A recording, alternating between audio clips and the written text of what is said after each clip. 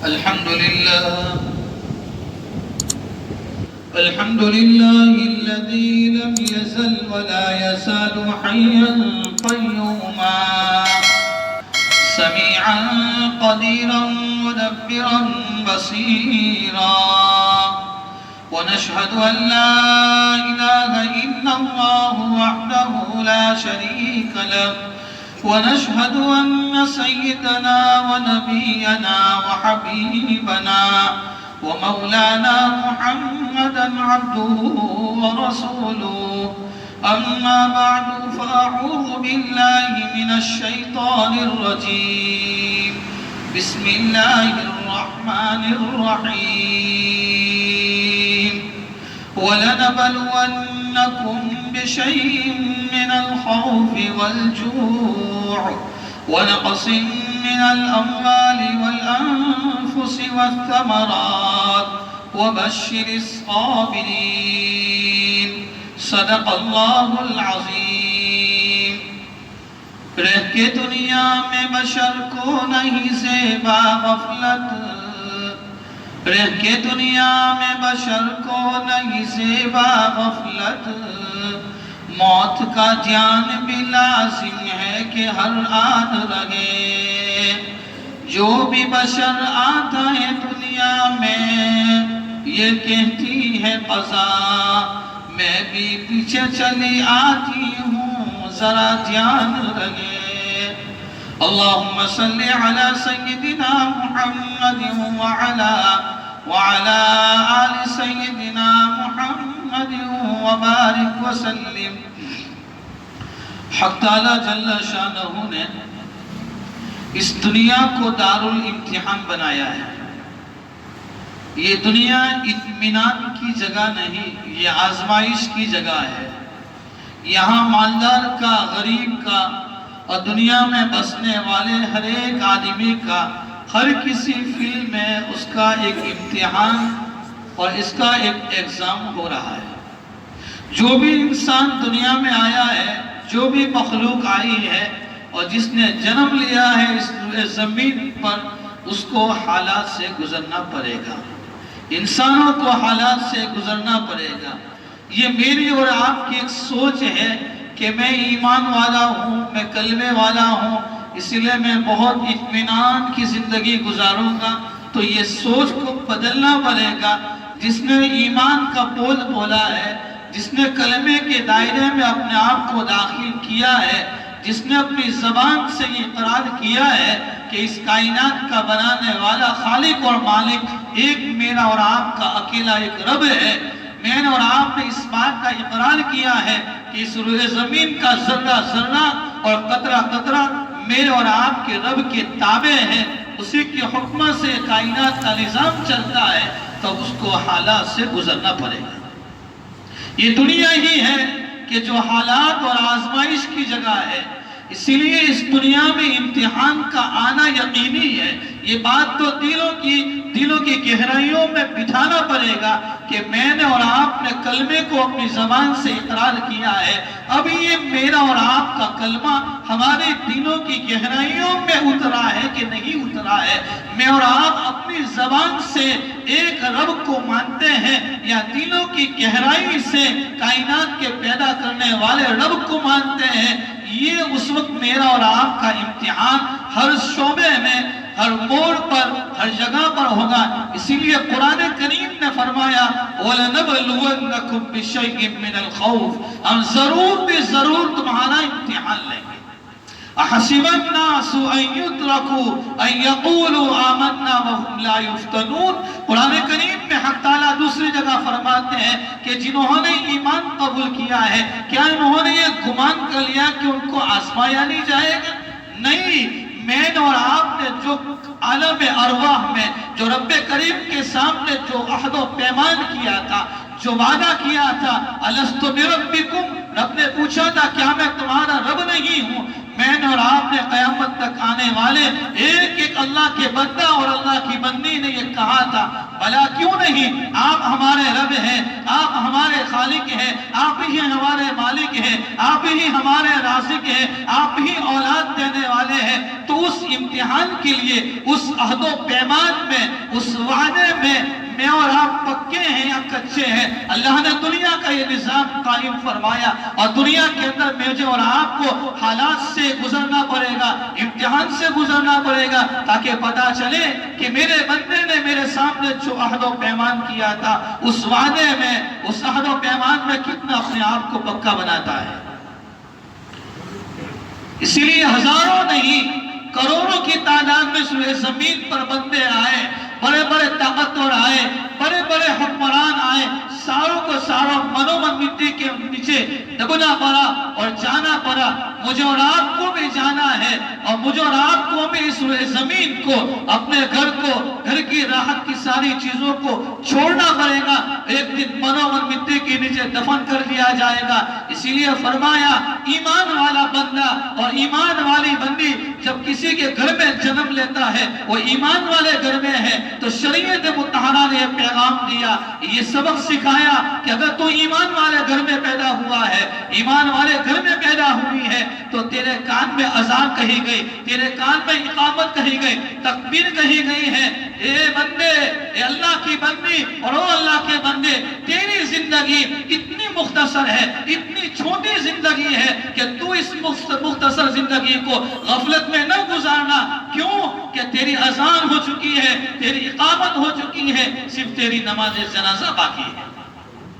اور میری اور آپ کی جب نماز جنازہ کا وقت ہوتا ہے اس وقت اذان نہیں ہوتی، وہ زمانے کا ولی کا انتقال ہو گیا، قطب اور ابدال کا انتقال ہو گیا، بڑے انجینئر کا انتقال ہو گیا، چلو اذان دے دو، کہا کہ نہیں، صرف نماز جنازہ پڑھی جائے گی۔ اذان اقامت کب سے ہو چکی ہے؟ یہ دنیا کی مختصر زندگی، یہ دنیا کی رنگریلیوں میں گزارتا ہے یا اس میں زمین پر رہ کر نعمتوں کو استعمال کر کر رب کی احکام پر زندگی گزارتا ہے۔ اس لیے اللہ تعالیٰ نے دنیا کے ہر ایک انسانوں کو، دنیا کے ہر ایک آدمی کو دو چیزوں سے بنایا ہے۔ مجھے اور آپ کو، دنیا کے ہر ایک انسانوں کو دو چیزوں سے بنایا ہے۔ ایک میرا اور آپ کے بدن کے اندر میں روح ہے جو نظر نہیں آتی، اور میرا اور آپ کا جسم ہے۔ اس یہ جسم کو، یہ بدن کو مٹی سے بنایا گیا ہے۔ یہ روح جو اندر میں ہے وہ آسمانوں سے آئی ہے۔ اسی لیے جب انسان، چاہے وہ زمانے کا ولی ہو، زمانے کا قطب ہو، بڑا ڈاکٹر ہو، حکیم ہو، انجینئر ہو، کوئی بھی ہو، جب وہ انتقال کر جاتا ہے، جب وہ دنیا سے چلا جاتا ہے، اس کے بدن کو، اس کی باڈی کو زمین میں دفن کر دیا جاتا ہے۔ کیوں؟ یہ بدن یہ مٹی سے بنا تھا، اس کو مٹی میں دفن کر دیا گیا۔ اسی لیے اس بدن کو باقی رکھنے کے لیے، اس کو مضبوطی دینے کے لیے جن اسباب کی ضرورت تھی، جن چیزوں کی ضرورت تھی، اللہ نے وہ ساری چیزیں زمین سے پیدا کی۔ غلہ زمین سے نکلتا ہے، پانی زمین سے نکلتا ہے، یہ کھانا کھائے گا، یہ پانی پیے گا تاکہ اس کا بدن مضبوط رہے۔ لیکن اندر میں جو روح ہے، جو نظر نہیں آتی، وہ اللہ کا ایک حکم ہے، وہ جو اندر میں ہے وہ آسمانوں سے آئی ہے۔ جب زمانے کا ڈاکٹر مر جاتا ہے، انجینئر مر جاتا ہے، گاؤں کا بڑا چودھری مر جاتا ہے، کوئی بھی آدمی چلا جائے، روح آسمانوں پر چلی جاتی ہے۔ یہ روح آسمانوں سے آئی تھی اور اللہ کا عجیب نظام ہے، اس روح کو اللہ نے آسمانوں سے بھیجا۔ اب یہ روح جس چیزوں سے باقی رہے گی، مضبوط رہے گی، اس میں طاقت رہے گی، اس میں پاور آئے گا، اس میں صلاحیت آئے گی، وہ اللہ نے سارے چیزیں آسمانوں سے اتاری۔ نماز آسمانوں سے آئی، قرآن کے احکام آسمانوں سے آئے، زکوٰۃ کے احکام آسمانوں سے آئے، یہ ساری کی ساری چیزیں آسمانوں سے آئیں۔ کیوں؟ یہ پیغام دیا گیا، وہ بندے تیرے بدن میں نے جو روح رکھی ہے وہ آسمانوں سے ہم نے اتاری ہے۔ اس کے باقی رکھنے کے لیے قرآن ہم نے اتارا ہے، ہم نے ہمارا دین دیا ہے۔ دین کی محنت کے ساتھ، قرآن کی تعلیمات کے ساتھ، ذکر و اذکار کے ساتھ، میرے سامنے آہوازاری کرنے کے ساتھ، میرے سامنے گرانے کے ساتھ آپ اپنی روح کو مضبوط کر سکتے ہیں۔ آج میں اور آپ اور اکثر نوجوان یہ کہتے ہیں کہ مولانا زندگیاں گزر جاتی ہیں، نماز پڑھتے ہیں، ادھر امام اللہ اکبر کہتا ہے اور ہم بھی اللہ اکبر کہتے ہیں، لیکن کیا معلوم امام صاحب سورہ فاتحہ بہترین آواز میں قرات کرتے ہیں، لیکن ہمارا ذہن نماز میں نہیں ٹکتا ہے، وسوسے آتے ہیں، دکانوں کے خیالات آتے ہیں، اپنے کام دھندوں کے خیالات اور وچار ہمارے دل و دماغ میں گھوم رہے ہیں، ادھر اللہ کا قرآن پڑھا جاتا ہے۔ کیا وجہ ہے کہ ایک عظیم الشان کتاب، ایک قرآن کریم جو ہدایت کے لیے آیا، اس کی تلاوت کی جاتی ہو، اللہ و بادشاہوں کا کلام پڑھا جاتا ہو، اور آدمی کا ذہن اور اس کا کان یہ قرآن کو سننے کے لیے متوجہ نہ ہو، کیا بات ہے؟ حقیقت میں بات یہ ہے کہ ہمارا دینوں کے اندر وہ ہماری روح اتنی کمزور ہو چکی ہے کہ ہمارے اندر وہ طاقت نہیں ہے کہ اس قرآن کی تلاوت کی طرف متوجہ ہو، ہماری روح اندر سے کمزور ہو گئی۔ اسی لیے جیسے آدمی بیمار ہوتا ہے، اس کو بخار آ جاتا ہے، زبان میں کرواہٹ آ جاتی ہے، اب اس کے سامنے بہترین سے بہترین چکن کی آئٹم رکھو، سارے گھر والے اصرار کرتے ہیں، لیکن وہ نہیں کہتا ہے میرا جی نہیں چاہتا، ارے یہ کتنی مہنگے آئٹم ہے، آپ کے لیے لائے، میرا جی نہیں چاہتا، کیوں؟ زبان میں کرواہٹ ہے۔ اب یہ بہترین سے بہترین کتنی بھی مہنگی چیزیں ہو، وہ ہاتھ نہیں لگاتا ہے، اگر کھاتا بھی ہے تو ٹیسٹ نہیں آتا۔ اب اندازہ لگائیں، جب ٹیسٹ نہیں آتا فوراً آدمی اپنے گھر کے ڈاکٹر کے پاس جاتا ہے، کسی حکیم کے پاس جاتا ہے، کسی دوائی کو استعمال کرتا ہے، ڈاکٹر صاحب 2 دن سے کھانا کھاتا ہوں لیکن زبان میں بڑی کرواہٹ ہے، ٹیسٹ نہیں آتا، تو اس کا علاج کیا جاتا ہے۔ یہ جسمانی بیماریاں ہیں، اور ایک اندر کی روحانی بیماریاں ہیں، کو جس روحانی بیماری کو میں اور آپ نے سمجھا ہی نہیں، کہ جس روحانی بیماری کی بنیاد پر آدمی چاہے تہجد پڑھتا ہو لیکن اس کا دل نہیں لگتا ہے، وہ قرآن کھولنے بیٹھا ہے، قرآن کی تلاوت کرنے بیٹھا ہے، اب ایک رکوع پڑھا نہیں پڑھا، قرآن بند کر کے واپس چلا گیا، کیوں؟ دل نہیں لگتا ہے، کیونکہ روح کے اندر کرواہٹ ہے، روح کمزور ہے۔ تو یہ جو اللہ تعالیٰ نے جو دین عطا فرمایا ہے، اور یہ جو آزمائش کے اس لیے تو روح کو مضبوط کیا جاتا ہے اس حالات کے اندر، حالات کے ٹھپیرے دے کر، تاکہ یہ میرا بندہ اس حالات کے ٹھپیرے میں رہ کر میرے احکام کے مطابق زندگی گزارتا ہے یا اپنی خواہشات کے مطابق زندگی گزارتا ہے۔ روح ہے، یہ روح کو مضبوط کرنا پڑے گا، روح کو طاقتور بنانا پڑے گا۔ جیسے اگر آدمی بیمار آدمی جب ڈاکٹر کے پاس جاتا ہے اور اس کا علاج بھی کرواتا ہے، لیکن ڈاکٹر کے بتائے ہوئے احکام کے مطابق اور ڈاکٹر کی بتائے ہوئے ترتیب کے مطابق دوائی استعمال نہیں کرتا تو اس کو وہ بیماری اچھی نہیں ہوتی، وہ دوائی کھانے کے بعد بھی بیماری بڑھ جائے گی۔ مثال کے طور پہ ڈاکٹر نے کہا یہ کالی گولی ہے، اس کو صبح میں کھانا ہے، اور میں اور آپ ڈاکٹر کے ساتھ آرگیومنٹ کریں کہ نہیں یہ کالی گولی میں دوپہر میں کھاؤں گا، یہ لال کلر والی صبح میں کھاؤں گا۔ اب ڈاکٹر کہتا ہے اگر آپ کو اپنی عقل کے مطابق دوائی پینا ہے اور دوائی کھانا ہے تو آپ کی بیماری اچھی نہیں ہوگی، بیماری بڑھ جائے گی۔ آج جو حالات ہیں نا، یہ حالات کیوں ہیں؟ کہ قرآن یہ کہتا ہے، حدیث رسول یہ کہتی ہے کہ آپ اپنی زندگیوں کو، میں اور آپ ہم سب اپنی زندگیوں کو قرآن کے احکام پر لے آئیں، سنت رسول پر لے آئیں، اپنے دل کی گہرائیوں میں اللہ کے اس دین کی عظمت کو دلوں کی گہرائیوں میں بٹھا لیں اور اندر کی روح کو ایسا مضبوط کر لیں کہ جب آدمی نماز پڑھتا ہے، سجدے میں جاتا ہے تو اس کا سر سجدے سے اٹھانا اس کو بھاری پڑتا ہو کہ نہیں میں تو سجدے میں ہی اپنے پیشانی کو رگڑتا ہوں، ہونا تو یہ چاہیے تھا۔ تو دل اللہ تعالیٰ نے ایسا بنایا ہے۔ تو روحانی بیماریاں ہیں، جیسے جسمانی بیماریاں ہیں، شوگر ہے، پریشر ہے، اندر کی بیماریاں ہیں، پیٹ میں انفیکشن ہے، یہ ساری بیماریوں کا علاج ہوتا ہے۔ تو روحانی بیماریاں حسد ہے، کینہ ہے، بغض و عداوت ہے، دشمنی ہے، گناہوں کی کثرت ہے، یہ ساری کے ساری ایسی خطرناک بیماریاں ہیں کہ جس بیماری کی وجہ سے اور جس کی نحوست کی وجہ سے ہم بالغ ہونے کے بعد سے، میرا یہ جملہ یاد رکھیں، بالغ ہونے کے بعد سے 50 سال تک نمازیں پڑھتے ہیں، لیکن کبھی ایک رکعت، کبھی ایک سجدہ ایسا نصیب نہیں ہوتا ہے جس سجدے کے اندر میرا اور آپ کے رب کا استحضار ہو۔ کیوں نہیں ہوتا ہے؟ قرآن آدمی پڑھتا ہے، اس کے موبائل میں ایک میسج آتا ہے کمپنی کی طرف سے، تو سارے کاموں کو چھوڑ دیتا ہے، اس میسج کو برابر محبت کے ساتھ پڑھتا ہے، حالانکہ اس میں کچھ نہیں لکھا ہے 5000، آگے کیا لکھا ہے وہ سمجھ میں نہیں آتا، لیکن وہ 5000 کے آنکڑے کو پڑھ کر بوڑھا آدمی بھی لکڑی کے سہارے سامنے والے کی دکان پر جاتا ہے، معلوم کرتا ہے بیٹا یہ میرے موبائل کو یہ میسج آیا ہے، کیا میسج میں کیا کہنا چاہتا ہے؟ کہیں 5000 کی لوٹری لگے کہ 5 لاکھ لگے ہیں، کیا لگے ہیں؟